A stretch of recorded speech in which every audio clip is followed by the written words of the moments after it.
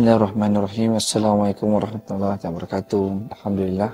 Sebenarnya saya saja nak kongsilah. Sejak kebelakangan ni kita banyak menguruskan kes-kes. Antara kes yang terbesar kita uruskan melalui risiko dan ujian adalah kes berkenaan dengan mangsa-mangsa kereta mereka telah ditahan atas arahan satu syarikat kapalan.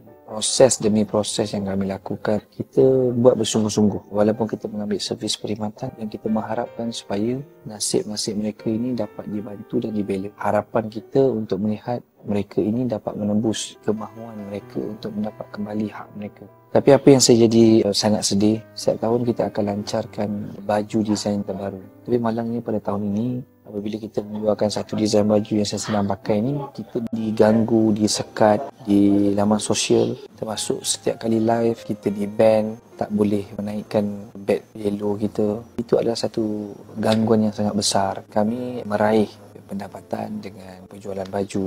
Sebahagian daripada apa yang kami dapat, kami juga memberi infak kepada mereka-mereka yang memerlukan untuk dibantu.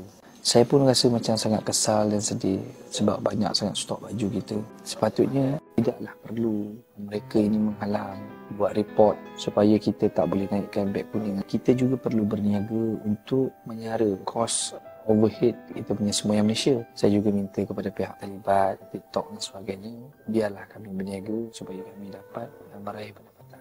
Jadi saya tak minta banyak, kita ada stok, cukuplah kepada anda semua menyokong untuk beli selai baju pun tak apa.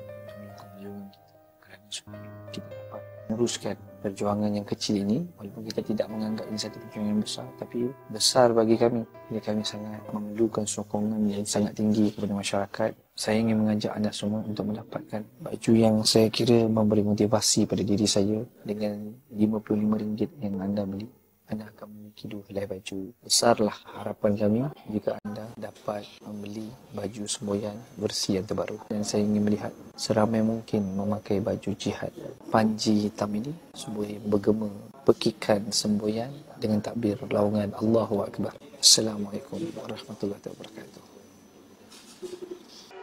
Terima kasih kerana menonton. Kalau anda suka video ini, jangan lupa untuk like, share dan subscribe. Kita jumpa lagi dalam video akan datang.